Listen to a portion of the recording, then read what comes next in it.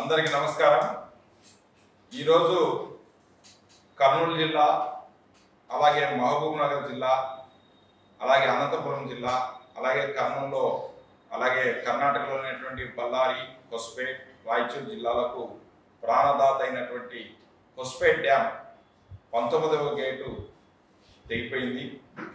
అది ఆ ఫ్లడ్ రావడంతో కొట్టుకొని పోయింది। ఇది మన హైదరాబాద్ నవాబ్ గారు, మైసూరు మహారాజు గారు ఆ టైంలో కట్టినటువంటి ఈ డ్యామ్ ఎటువంటి మెయింటెనెన్స్ లేక అధికారులు మెయింటెనెన్స్ చేయక ఈరోజు పోయింది। దానివల్ల 60 టీఎంసీల నీళ్లు సముద్రంలో కలుస్తున్నాయి। ఈ కరువు కాలంలో, కష్టకాలంలో 60 టీఎంసీల నీరు పోతుందంటే ఇది కేవలం అధికారుల తప్పిదం తప్ప వేరేది కాదు। దాన్ని మెయింటెనెన్స్ చేయరు। ఈ టీబీ డ్యాంలో ఉన్నటువంటి అధికారులంతా దొంగలు। ఈరోజు 100 కోట్ల రూపాయలు స్కామ్ చేసిపోయినారు। జగన్మోహన్ రెడ్డి ప్రభుత్వంలో గ్రీసు కూడా వేయలేదు దానికి। ఈరోజు ఇంత వాటర్ మాకు ఈరోజు రైతాంగం నష్టపోతుంది।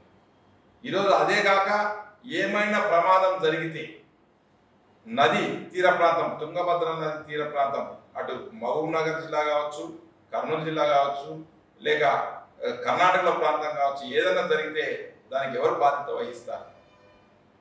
వెంటనే అధికారులు స్పందించి ఇది బోర్డు పరిధిలో ఉంది కాబట్టి ఈ బోర్డు పరిధిలో ఉన్నటువంటి అధికారులు స్పందించి వెంటనే డ్యామ్ని ఏర్పాటు చేయాలి। ఆ యొక్క గేట్ని ఏర్పాటు చేయాలి డ్యామ్లో। ఎందుకంటే ఆ గేటు తయారు చేయడానికి ఒకరు నెల అంటున్నారు, ఒకరు 20 రోజులు అంటారు, 10 రోజులు అంటారు। ఆంధ్రప్రదేశ్ ఇంజనీర్లు మేము సహకరిస్తాం, అలాగే కర్ణాటక వాళ్ళు కూడా సహకరించి, తెలంగాణ వాళ్ళు కూడా సహకరించి, అందరు ఇంజనీర్లు కలిసి ఇమ్మీడియట్గా ఆ షట్టర్ని బిగించాల్సిందిగా మా యొక్క తెలుగుదేశం పార్టీ డిమాండ్। అలాగే మా ముఖ్యమంత్రి గారు స్పందించి ఈరోజు అధికారులను పంపించడం జరిగింది। అలాగే మా ఇరిగేషన్ అధికారులు కూడా ఈరోజు మొత్తం దీనికి ఎట్లా చేయాలా, ఏం చేయాలనేది కూడా ఆంధ్రప్రదేశ్ నుంచి పూర్తి సహకారం ఉంటుంది। ముందు వెంటనే అది పనిచేస్తే తప్పలేదు। ఒక పంటకైతే రైతులు భయపడాల్సిన పని లేదు। ఈ షట్టర్ ఎక్కడైతే పోయిందో అక్కడికంటే కింద భాగం వరకు 40 టీఎంసీలు నీళ్లు నిలబడుతుంది, పైన ఉండేటువంటి 60 టీఎంసీలు నీళ్లు పోతాయి। అయితే మన అదృష్టం ఏంటంటే ఇంకా సెప్టెంబర్, అక్టోబర్లో వర్షాలు ఆ క్యాచ్మెంట్ ఏరియాలో వస్తాయి కాబట్టి శివమొగ్గ ఏరియాలో రైతులకు భయపడాల్సిన పని లేదు। అయితే ఒక్క పంటకైతే నీళ్లు ఇస్తున్నాం, రైతాంగానికి ఎటువంటి డోకా లేదని తెలియజేస్తున్నాం।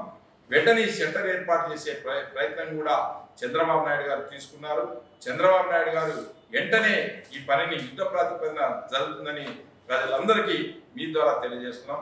జై చంద్రబాబు, జై తెలుగుదేశం। మరిన్ని వీడియోస్ కోసం ఛానల్ ని సబ్స్క్రైబ్ చేయండి, లేటెస్ట్ అప్డేట్స్ కోసం వాట్సాప్ ఛానల్ ని ఫాలో చేయండి, అండ్ లింక్ డిస్క్రిప్షన్ లో ఉంది।